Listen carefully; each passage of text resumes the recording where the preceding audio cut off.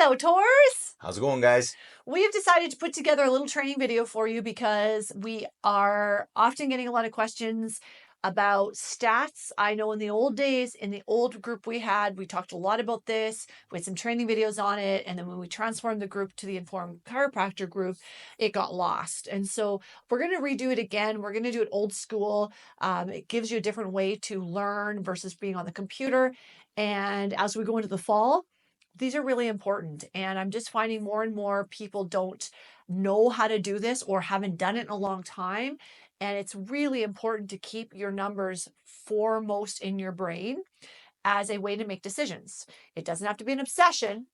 It has to be a decision-making tool. So we're going to review some scenarios with you so you can do this for yourself and find out your numbers. And especially as you're developing marketing strategies or looking at a growth phase in your office or a downsizing phase in your office or retirement savings or saving for your kids' school, this is where it all happens. So, And actually, when we do all of our mentoring, this is the calculations that we do because we want to be laser focused on what effort we need to put in to get the most results, and this helps us get that. Okay, PVA. I already did a video on this. This is the gold standard. We talk about PVA, and I always get questions. I don't know how to do my PVA. PVA is really, really simple. So we're going to do a few scenarios here so that you can understand PVA in some sample practices for yourself.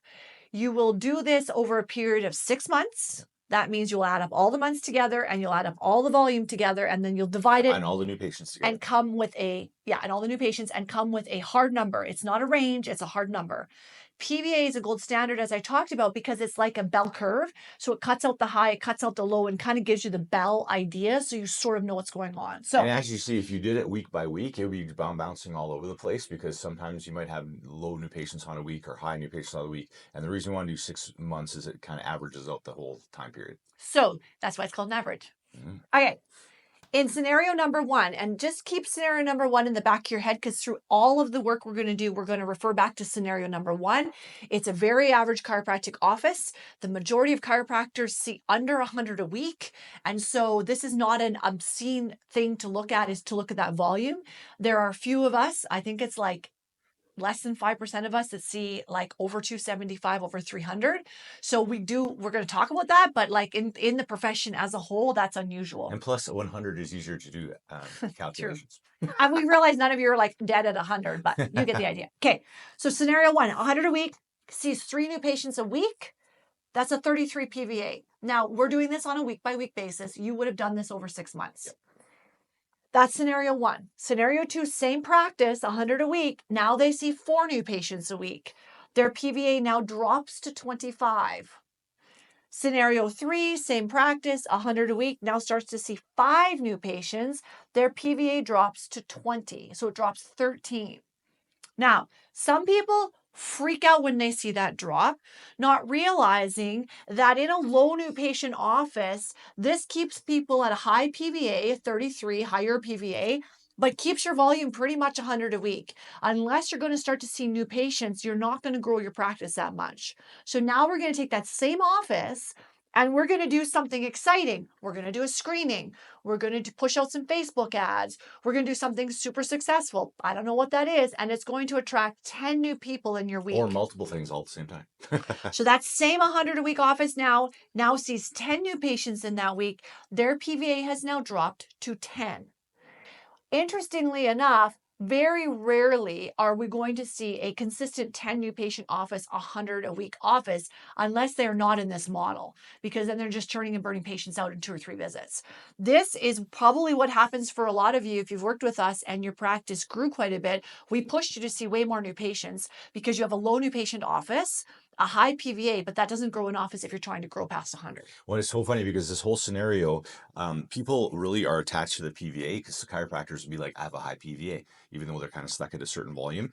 As we start to do more marketing, we're going to actually bring, as we talked before, not high quality leads. They're just general leads. They're not referrals. And those take a lot more skill to be able to educate them and get them under a care plan. And so we are going to drop our PVA temporarily, but that's the kind of what we need to do to get better at taking the cold leads and actually getting them into our ecosystem. And just statistically speaking, when you see more people, either new patients or volume, statistically speaking, you're going to lose more people, just statistically. So when you see 3 new patients and only one of them signs up for care, it hurts you. It hurts you emotionally, it hurts your numbers.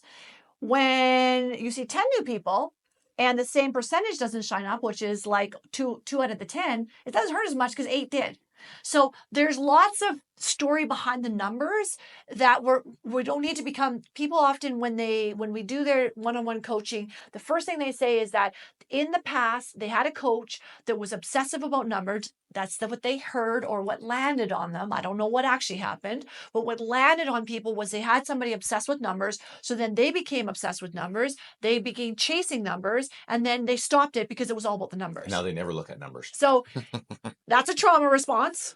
It's always all about numbers, but you have to understand the story behind the numbers. And when you do that, you use it as just good data. And it helps to direct your focus because, again, we are all busy and everyone we work with doesn't need to do more stuff. We just need to do more effective stuff that's going to actually move the needle. And this is going to help us focus on what's actually going to move the needle.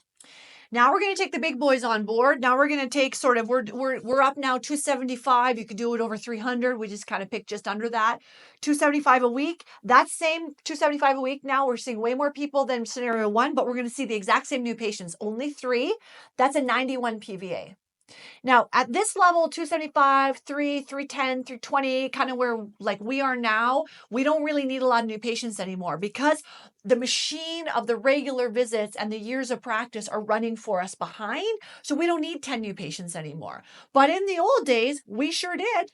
And we needed consistently, I think our numbers, and for a long time, were between 7 and 8 new patients a week that we needed on an ongoing basis. And that's pretty standard for a growth of a practice. You're going to shoot between 8 to 10 because you're always going to be overshooting because we're not maintaining, we're actually trying to grow. So that's why you need to actually crank it at the beginning. And then as it levels out, maintaining a volume is a lot easier as far as new patient volume.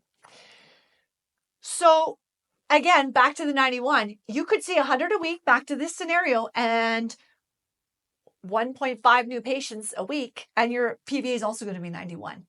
It's all about what you want. It's all about the volume you want to see, your financial goals. It's not just about the number. It's about what that represents. So these are the big boys. Scenario 2, 275 a week, seeing 4 new patients, PVA drops to 68. Still really good.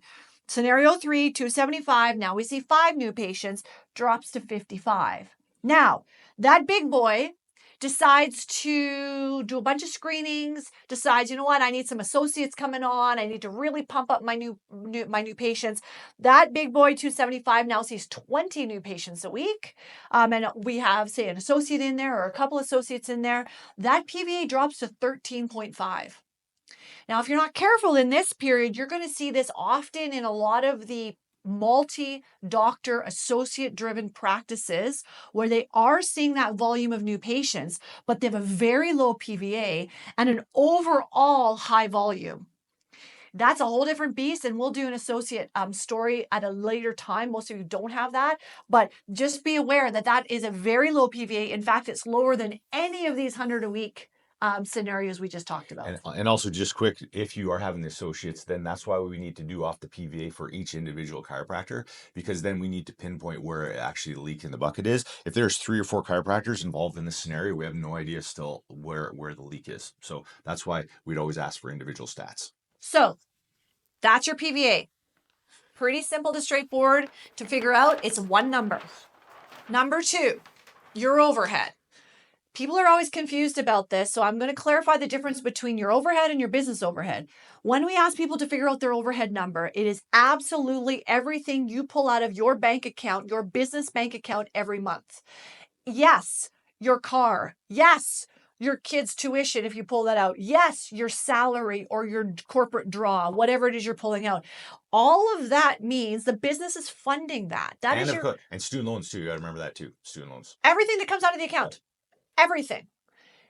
The business overhead, you take your personal draw out of it and your student loans, anything personally that you're financing. And the business overhead is the hard cost of running the business. That's your staff costs, your rent, your light, your water, nothing else. The best way to think about this too is if you're selling your business and you were to totally leave the business, if you're selling it, this would be the numbers you give to the person that's buying it, because this is the hard numbers of the business. The problem that with not selling your business is this is not super helpful, because if you leave out all of the other costs of your overhead, it's going to be dangerous for you, because typically in our experience, the most expensive draw in the business is number one, the staff, if you have staff. Number two, or number one is you. You're drawing a salary out, hopefully. And you're drawing that to live on. It's your lifestyle. And hopefully not more than you're making, like I did before. We're lived experience mentors. We're only teaching you these numbers because we didn't know them. So typically when we're telling you about overhead, we're asking for overhead. We want everything you draw out of your bank account. And you'll get that all day. Okay. Next thing is, because you figured out your overhead, now we can figure out how much it costs for you to see somebody. There is a cost to see somebody in your office. Now, this is, we just had one of our clients say, like, in the old days, it was just, if I was a great chiropractor, people just came. We didn't talk about this kind of It's stuff. like the field of dreams. You build it and they come. Rise and be healed. However, not realizing that you're actually paying to be there. Our patients don't realize this either. You're paying to be there, and they actually are subsidizing that to some degree. And you're paying to see them. And you're paying to see them. And you also paid a lot of money to learn how to see them. So it does cost you to see somebody. This, how to figure this out is, you're going to take your overhead, the actual overhead, not the business overhead, everything. You're going to divide that by your volume. So you're going to do that again. This is a nice thing to do on an over 6 month average. Mm-hmm. So you're going to take your overhead over 6 months. So every month, you might even want to do it for a full year for overhead, just because sometimes you might have a one big expense that you just pay once per year, and then you might not pick it up in the 6 month time frame. We also want you, when we ask you for these numbers, we want you to do this yourself. I do not want a Word document from your bookkeeper. You need to know your overhead. You need to know the line items you're spending. A lot of people hire bookkeepers. They just send the receipts in. They don't look at the numbers. They pay their taxes and away they go. I don't want that. I want you to understand your numbers. Yes, a bookkeeper can keep up with it throughout the year for you. But if you're looking at overhead, look at it. Look at what you're drawing out every month on a line-by-line basis. Divide that by your volume over 6 months to a year, depending on how long your business has been around. That's going to come up with a number. That number means that's how much it costs you to see somebody. So with that number, we're going to do a couple scenarios back to page 1. Scenario 1. We assumed that this scenario 1 person that was seeing 100 a week, we're assuming that they have a pretty low overhead. Now, some of you can crush it and do this in like maybe $5,000 a month. Like, well, especially somebody if you don't have staff or anything and your overhead is super low. And you have no loans left and you have no debt and you're not drawing out much income, you might be able to do this. We're assuming you're drawing some income out. We're assuming. Just wait. We're assuming, Dawn's just going to get rid of the dog and I'll just keep talking. We're assuming that you're drawing some income out and they're paying rent. And I don't know if you have much staff. You might have some part-time staff. So we kept this overhead quite low, $9,000 a month. In that scenario, if you remember, you're seeing $400 a month. So you're seeing on average $100 a week. That means it costs you $2,250 to see somebody. Okay? So that's what it costs you to see somebody. Same scenario, but now you've worked with us. And over the next 6 months, you've doubled your practice because you've done the work. So now you're at $9,000 a month. Same. We haven't touched your overhead. We haven't hired any more people or any. We haven't hired anybody else. We haven't touched it. But we've grown your practice by double. Your overhead now drops in half. And it costs, sorry, not your overhead. Your cost to see somebody drops in half to $11. Now that matters because that's the leeway between what you're charging and what's it costing you. In that gap is your profitability. When we talk about profitability in practice, it's that gap. That's what we're talking about. And also when we're growing, what we want to do is we want to bust the seams off the practice first before we hire somebody new. We don't want to hire somebody first thinking that we will bust the seams off the practice. So we want to do it reverse. It's about in this state, people start to go, oh my God, I'm tired. Oh my God, I need to get an associate. Oh my God, I need a staff member. I need to get a bigger space. I need to buy more stuff. Rather than keeping their overhead stable until they grow, we start to see overhead astronomically increase with growth. That's not a good business model because if you keep it the same, you can see how much more profitable you become. Okay, Same scenario with the big boys, but now we've got a bigger office. We've got like a business. We're like running like staff. We might have a couple docs in there. We might have a partnership. Now we've got like a $20,000 a month overhead, which is not that severe. It's kind of like you have a pretty nice Like a office bigger office with lots some of staff. This is not actually a significant overhead. So now we kind of doubled our overhead almost to $20,000 a month, but we're the same office. We didn't We're grow. We at decided 100 we a week. decided to get the big office and the big staff before we did any work. Build it and they will come. Totally. Build it and they will come. So now we're still at 100 a week. Okay. It costs you $50 to see somebody. Now this might seem obscene, but I'm telling you, we just did a business breakthrough with somebody and they were doing that. So that means they were losing money every single time they saw somebody with a massive overhead and a beautiful office and a nice Instagram. And it was costing them to see people. Not can't happen because they never looked at their overhead. Same scenario though, but now they're tripling their practice, which is not a unrealistic thing. That's what Dawn and I did. Now you're at 300 a week, not an unrealistic thing. When you run a business that's a $20,000 a month overhead, you should be seeing a volume that's reasonable. Now you're not pushing this off to a bunch of associates. This is the principal seeing 300 a week. Your cost to see somebody is $16. So again, the gap is where profitability lives. This is what matters. And the bigger the gap, the more profitable you are. That's why when we hear these numbers, it doesn't tell us anything. Nothing. Doesn't tell us We anything. do not care what somebody's collecting a month. Or yeah, because it's $1 million collection offices, that is I don't care. Because if you're pulling $1.2 million out, you're doing worse than somebody who's seeing 100 a week or 50 a week, renting for $800 in their basement, a table and on a phone. So like that doesn't matter. The story behind the numbers matter. Okay. Things that matter in here, which we're not going to go into with details, but be careful about big payment plans, yearly payment plans, monthly debits, free care. We've had a lot of people who have analyzed their practice and realized that a bunch of people not even paying what it's costing them to see somebody just because they've been on that plan for years.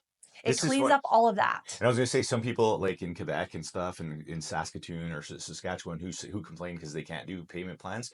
But the good thing about it is if you're forced not to do payment plans, it also forces you to become a little bit more profitable in your collections per visit too. Because basically your fee schedule is going to be the same as what your collections per visit is, with the exception of some insurance stuff. Okay, so final. Average collections per visit. This is the last number that's really important. Average collections per visit matter because this means now we're not into what does it cost me to see somebody? What am I on average making when I see somebody? That matters when you are looking at, we've talked about this in the Facebook marketing class and in other courses where you're looking at PVA times this lets you know your case average so you kind of know what you can invest in. So in this example, we're back to using the number one scenario that we've used the whole time. And they're collecting $20,000 a month, which is usually why I believe most offices see about 100 a week. That's not a bad collections. Now, we haven't done the math on it, but if you're just collecting that, you're golden. You're seeing 100 a week, right? And so we're going, oh, okay, that's actually pretty good. I don't really have any payment plans. It's $50 a visit. Like I'm crushing it. Collections. Like this is really, really good. So my average collections per visit is $50. I haven't cut anything. That's excellent. Now the problem is by just knowing that number, now I start spending because I'm like, I'm making $20,000 a month. No, you're not making $20,000 a month. Yeah. And by the way, we haven't done all the other math. What is actually happening is in that scenario one, if you remember, it's costing you $22.50. And this was the low end overhead. It's costing you $22.50 to see somebody. So now you need to realize that actually you are collecting $27.50 a visit. You are not collecting $50 a visit. Now all of your decisions need to be made on $27.50 a visit, not $50, which is almost half. This is where people get into spending problems because if they just see their bank accounts increasing and their collections per month increasing, and we haven't broken down the numbers to the minute details on the story, as I say, the story behind the numbers, people start spending, like Dawn said, it's the law of spending. It's the Parkinson's law. Right? At the same amount as we're making because we don't really understand that we're not making $50 a visit. In this scenario, and in scenario one that we pulled through all of the examples, you're actually making $27.50 a visit, and your fees are less than $50. It's even less than that. Now, for a lot of you, it's $60 or $65, and you're making quite a bit more. Just watch that your overhead is not going up that much more. So those are the numbers. We'll just review them really fast. PVA, super important. Okay. 6 months time at least. 6-month time. Overhead, your entire overhead, everything you pull out of your business bank account. What does it cost you to see somebody? Is that number divided by your volume over the year. Okay, so like Don said, if you don't, some of you don't have a year under your belt, but if you have a year, that's what we want. And we want you to know it, not your accountant to know it. Then we want to know your average collections per visit, because that'll matter as well, or your case average, as they call it. With that number, we want to know it with the actual with no overhead taken off, and then what the actual number is. And so how you calculate that is if your average collections is $50 a visit, and say your PVA is 33, you'd multiply 50 times 33, and that'll tell you what your case average is. And then your case average take home would be $27.50 times 33, and that would be what you actually are profitable on the average.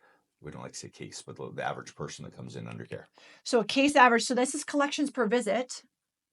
Case average we didn't do, but that would be that number, right? Times by your PVA will give you your case average. And that really lets you know, on average, if somebody stays, say, 10 times, in this scenario, if you don't know your math, you'd be like, wow, like 10 times, that's pretty good, because that actually means then my average sort of case average is 50 times 10. 500. It's $500.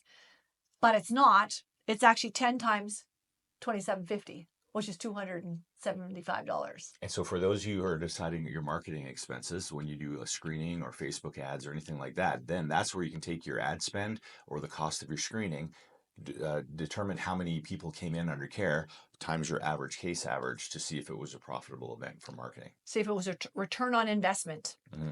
For a lot of you, you have more time than money, so you really need to be pounding the pavement than paying somebody to market for you. And I hate to say it, but the old school, it is still going to be that way, and it's going to be that way for the rest of my career in chiropractic.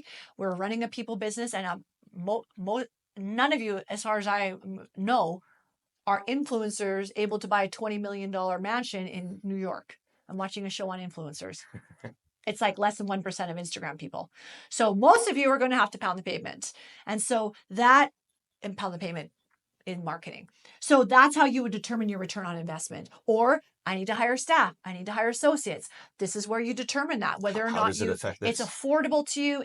Is it in your gap? Does it drop your profitability? Are you okay with dropping your profitability? That's why when we're working with people, people don't need to work more. People need to work differently. And the time that they have using more efficiently and effectively based on data, not emotion, data. And then we can get through all of the data much faster than we can get through a lot of the emotional stuff. So this is almost a 25-minute video. I know it's going to take some time to assess through it and work through it, but it's really important work. So we're going to post this. We want to hear from you about it. If you're working with us individually, we're going to ask you to do this because this is required before we do our first calls. Yeah. For the rest of you, you just get it as part of your being in our tribe. Your homework for yourself. And it's really important to sort out, even if you're an associate. There's a few associates in here. The best thing you can do is learn the business of chiropractic while you're an associate. And even if you'd want to be an associate for the rest of your life, this is important stuff to know. Business acumen is a really good skill to have. It makes you just confident generally as a person. Yeah, because if you're an associate, you'd really focus on the PVA stuff because if you're not owner of the business, you don't have control over the expenses or the purchasing power or the collection part of it, then your big power is new people and your retention. And your personal living expenses. Totally, for yourself. And so those are the two things you can really focus on. Huge. So hopefully that was helpful. Keep us posted. Do the work. Talk to you soon. See ya.